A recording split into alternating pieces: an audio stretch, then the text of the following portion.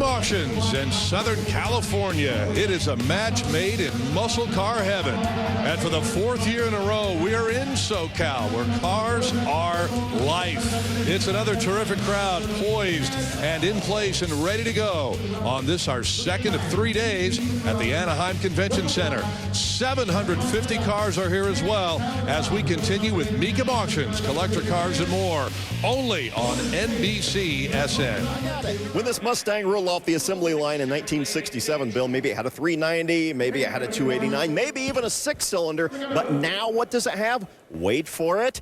A beautifully presented 351 Cleveland small block, pumping out a ton of horsepower. But that's not all they did to resto-mod this beautiful Mustang. Wimbledon white on the outside, a very nice soft look, a little extra black gloss on top of it.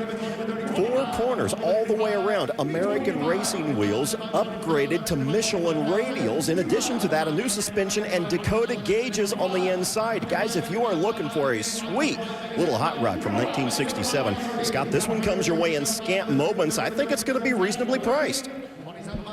All right, Stephen, will certainly keep tabs on the 67 Mustang that Stephen told us about right at the beginning of the program, with the 351 Cleveland on board.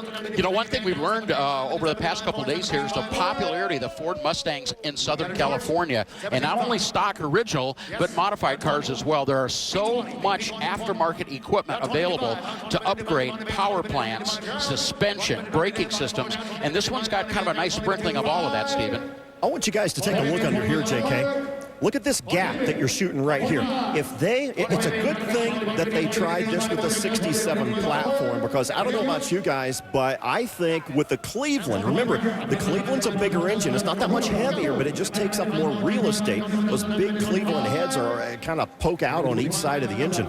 And with a year earlier model, I think they would have had trouble shoehorning that thing in there. But it looks good. It fills up the engine bay. It fits perfectly. Dakota gauges. I love what they've done with this.